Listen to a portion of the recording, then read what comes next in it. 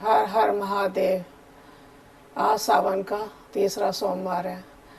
महादेव हम सब पे सदा अपनी कृपा बनाए रखना, अपनी कृपा बरसाए रखना। हम सबके ऊपर जो भी कष्ट हैं वो आसानी से कट जाएं, जो खुशियां हैं वो खुशियां भी चलती रहें। तो महादेव तो आदि और अंत हैं, वो सब कुछ जानते हैं। सुख और दुख वो सभी तरह हमारे साथ में चलता रहता है। ये जीवन का चक्रव्यूह है। तो आज खुशी है तो कभी गम है। तो हमें जैसे खुशी झेलने की आदत है वैसे हमें दुख भी झेलने की आदत होनी चाहिए। भगवान हमको सब तरह से रखने के लिए शक्ति देता है कि अगर दुख है तो उसमें भी हम कैसे खुश रह सकते हैं। तो सदैव भगवान का भजन करिए, खुशी रहेंगे। अगर आप अपने आप को महादेव में समर्पित कर देंगे तो आपको दुख का एहसास ही नहीं होगा और ना खुशी का एहसास होएगा। हर रोज़ महादेव का नाम लीजिए और सुबह दिन की शुरुआत महादेव के नाम से करिए। फिर देखिए आपका जीवन कितना सुखमय होता है। अगर आपके साथ कोई कष्ट भी आता है ना, तो पता ही नहीं चलेगा कि हमारा कष्ट कब दूर हो गया।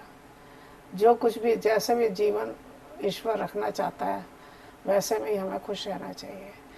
तो मैं आपको इस पर एक छोटी सी कहानी सुनाती हूँ कि महादेव की पूजा में या महादेव की शक्ति में कितनी ताकत है। एक गांव के अंदर एक मजदूर इंसान था। वो मजदूरी करके अपना पेट पालता था। तो एक दिन वो पेड़ के नीचे बैठा हुआ था। तो जब वो पेड़ के नीचे बैठा हुआ था तो अचानक उसकी निगाह दूर रखे एक शिवलिंग पर पड़ती है और वहाँ कुछ भी नहीं होता है। तो वो मजदूर इंसान जो होता है वो सोचता है कि शिवलिंग है तो मुझे इसकी पूजा करनी चाहिए। तो वो बेचारा फूल और बेल पत्र लाता है, जल लाता है और भगवान महादेव की पूजा करता है। इसी तरह से वो डेली अपनी मजदूरी करता है और अपना जीवन यापन करता है। उसका परिवार कोई नहीं होता, वो अकेला ही होता है। उसका नाम राम होता है। वो हर रोज़ सुबह अपने काम पर जाता है और काम पर जाने से पहले भगवान भोलेनाथ को जल अर्पित करता है, फूल पत्ती सब अर्पित करता है और महादेव से प्रार्थना करता है कि मेरा जीवन अच्छे से कटे और करके अपनी मजदूरी पर चला जाता है। तो वो मजदूरी उस जहाँ भी वो करता था तो ऐसा होता है ना, कुछ टाइम के लिए मजदूरी मिलती है कि 8 दिन के लिए आप फिक्स हो, 10 दिन के लिए फिक्स हो, उसके बाद में फिर आपका वहाँ से काम ख़त्म हो जाएगा। तो इसी तरह से वो कुछ दिन के लिए वहाँ पर मजदूरी कर रहा था और उसके बाद उसका समय वहाँ से मजदूरी का ख़त्म होने वाला था। तो वो अपने मन में यही सोचता है कि देखो क्या होता है, महादेव जैसे चाहेंगे वैसे ही होगा। वो निस्वार्थ भगवान भोलेनाथ की डेली पूजा करता रहता है। पूजा करता रहता है तो एक दिन ऐसा आता है कि जब उसका वो वहाँ से काम ख़त्म हो जाता है मजदूरी का और वहाँ से उसका पूरा हिसाब किताब हो जाता है और उसके बाद उसके पास कोई काम नहीं होता है।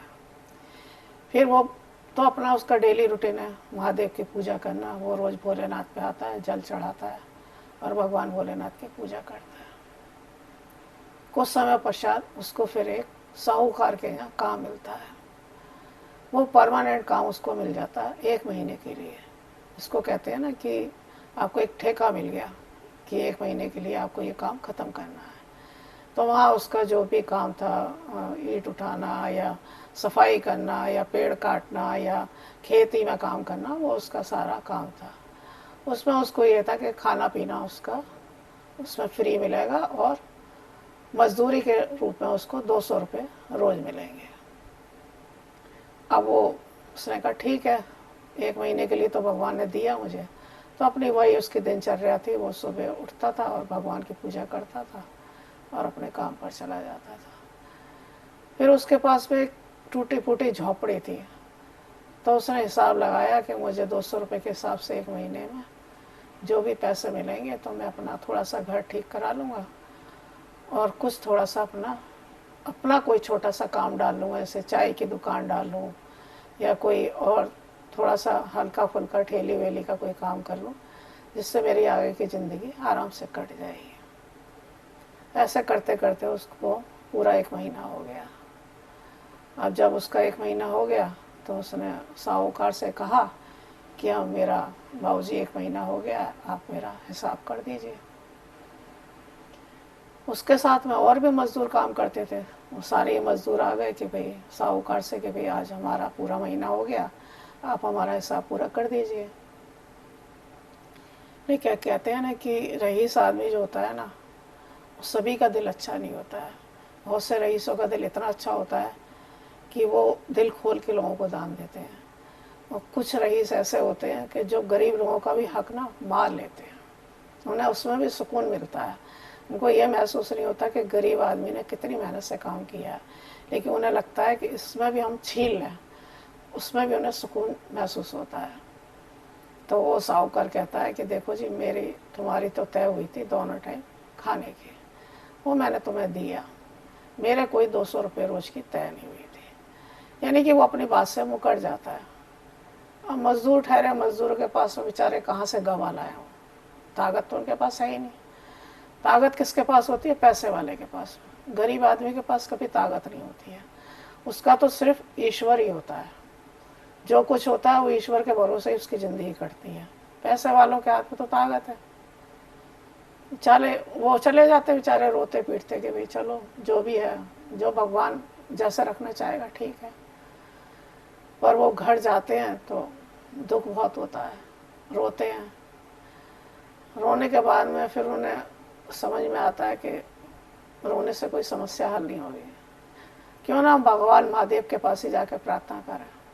वही हम देखो, सुख और दुख देने वाले कौन है? महादेव। इंसान अपने मन में ये सोचता है कि आज मैं उसको रोटी मैं दे रहा हूँ, मैं बहुत बड़ी चीज़ है। इंसान के दिल में ये बहुत बड़ी चीज़ है कि मैं खाना खिला रहा हूँ, मैं लोगों को कपड़ा दे रहा हूँ, मेरे सारे उसकी ज़िंदगी कट रही है। तो ऐसा बिल्कुल गलत है। जो संसार में जन्म लेके आया है उसको 2 रोटी मिलेंगी, वो बात अलग है कि किसी को देसी की मिलेंगी और किसी को नमक से मिलेंगी। ये उसके अपने अपने कर्म का फल है, मैं मानती हूँ। पर ऐसा नहीं है कि भगवान किसी को भूखा सुलाएगा। खा के हर इंसान सोता है, बस यही है कि सुख से खा के सोता है या दुख से खा के सोता है, बस इतना ही फ़र्क है। तो मैं कभी भी इंसान की ज़िंदगी में ना अहंकार जो है ना वो हमेशा डुबोता है। इसलिए कभी को इंसान को यह अहंकार नहीं करना चाहिए कि सब कुछ मैं ही हूँ। तो वो बेचारा मजदूर जो है जाता है और भगवान भोलेनाथ के पास जाकर रोने लगता है कि भगवान, मैंने आपकी इतनी सेवा की, जो भी किया, पर वो साहूकार बदल गया। आज की तारीख में मेरे पास कुछ भी नहीं है और इस झोंपड़ी के अंदर मेरे पास कोई इंतज़ाम भी नहीं है अच्छे से रहने करने का, तो मेरा जीवन कैसे कटेगा? तो वो आँख बंद करके रो रहा होता है भगवान का ध्यान करके। आपको पता होगा भगवान भोलेनाथ बहुत भोले हैं। अगर दिल से मांगो ना तो भगवान कभी भी रुक नहीं सकते हैं। वो इतने भोले हैं कि वो अपनी भक्त की सेवा के लिए तुरंत आ जाते हैं। यह मैंने एक बार नहीं 1000 बार अपना के देखा है कि भगवान भोलेनाथ की अगर आप दिल से प्रार्थना करते हो ना तो वो कभी भी आपको निराश नहीं करेंगे। तो भगवान भोलेनाथ जो है तुरंत प्रकट होते हैं, कहते हैं बच्चे बोल क्या हुआ? कि भगवान मेरे साथ में ऐसा अनर्थ हुआ। तो उसने कहा कोई बात नहीं है, तुम थोड़ा इंतज़ार करो, वो साहूकार जरूर तुम्हारे पास आएगा और तुम्हारा जो भी पैसा है वो तुमको ब्याज सहित दे के जाएगा। तुम मेरे पे विश्वास करो और अपने घर जाओ। हाँ, वो मजदूर बेचारा अपने घर चला गया। उधर क्या होता है, साहूकार, भाई वो तो साहूकार है, उसके पास तो पैसा है। तो जो 1 महीने लोगों ने मजदूरी की थी उसके पास में उससे जो धन आया उसने इकट्ठा किया और अपने तिजोरी के अंदर भरने लगा। तिजोरी भर गई, बहुत खुश हुआ, देखो मेरे पास कितना पैसा है। माँ लक्ष्मी जो है ना कभी किसी के पास में टिकती ही नहीं है। अहंकार ना बहुत बुरा होता है। माँ लक्ष्मी भी आदमी का दिल देखती है कि आपका दिल कैसा है। तो भोलेनाथ अपना जो है रूप दिखाते हैं कि ठीक है भाई तू रख ले। वो अपने ताला वाला लगा के उसमें और अपने घंटी में चाबी लगा के आराम से बैठ जाता है। नहीं, मेरे पास तो अपार धन है, अब मुझे दुनिया की कोई ताकत नहीं हरा सकती है, मैं अपनी ज़िंदगी बहुत सुखी काटूंगा। लेकिन भोलेनाथ कहते हैं ये तो मेरे हाथ में है ना, तू सुखी काटेगा या दुखी काटेगा। उसी बीच उसका क्या होता है कि एक बेटा आता है, वो कहता है कि पिताजी मुझे कुछ पैसे चाहिए अपने खर्चे के लिए, अपने कुछ, मैं अपने यार दोस्तों के साथ जाऊंगा, कुछ खर्च करूंगा अपने ऊपर, तो मुझे कुछ पैसे दे दीजिए। तो साहूकार बहुत खुश होता है, कहता अच्छा पैसे, अरे पैसे कितने चाहिए, बोलो उतना ही देता हूँ मैं। बहुत खुश होकर जाता है। तो कहते हैं ना, पिता अपने बच्चों के लिए तो चाहे गरीब हो या रईस हो, खुश होकर पैसे देता है। ये तो अपने बच्चे के लिए तो वो खुश हो गया, तुरंत उसे तुरंत चाबी निकाली और अलमारी खोली, लाओ भाई पैसे देता हूँ। लेकिन जैसे ही वो नोटों की गड्डियाँ उठाता है ना, तो वहाँ नोट होते ही नहीं, वो नोट सब कागज बन चुके हैं। वो एक गड्डी देखता है, दो गड्डी देखता है, तीन गड्डी देखता है, हाँ नोट है ही नहीं। वो रो के अलमारी बंद कर देता है। मैं सोचता है कि हो सकता है शायद मेरे आंखों का कुछ भ्रम है, बाद में देखूंगा, फिलहाल गहने रखे हैं, मैं उन गहनों को देखता हूँ जाके। तो फिर वो अपने गहने की अलमारी खोलता है, तिजोरी खोलता है, तो देखता है कि वहाँ महादेव के सांप है। वहाँ गहना नहीं है, वहाँ महादेव के सांप दिख रहे हैं। तो उसे बड़ा आश्चर्य होता है कि यहाँ पर तो मैंने गहना अभी नहीं, बहुत पहले का ही रखा हुआ था, तो यहाँ पर सांप कैसे आ गए। तो उसका बेटा भी डर जाता है और वो भी डर जाता है। वो जल्दी से उस अलमारी को बंद कर देता है डर के मारे। तो उसके बाद में फिर वो सोचता है कि मैंने ऐसा क्या काम किया है जो मेरे मतलब सामान में, ज्वेलरी है, जेवर है, उसमें तो सांप आ गए और जो नोट थे वो कागज़ बन गए। तो मैंने किसी के साथ कुछ अन्याय तो नहीं किया है। तो वो बैठ के भगवान का ध्यान करता है। तो फिर भगवान उसके सपने में आते हैं, उसको बताते हैं सपने में आके, ये तुमने गरीबों का कितना हक मारा है, और उस हक से तुम रईस हो रहे हो, अपने आप को ये सोच रहे हो कि मैं कितना पैसे वाला हूँ, लोगों का हक मार के और मैं कितना खुश हो रहा हूँ। वो उनकी मेहनत की कमाई थी, उन्होंने दिन रात मेहनत की थी, वो अपना पैसा मांगने आए थे, ना कि वो आपसे कोई भीख मांगने आए थे। तो तुम उनका पैसा बाइज्जत दे दो तो तुम्हारा सब कुछ ठीक हो जाएगा। इतना कह के भगवान सपने से अंतर ध्यान हो जाते हैं।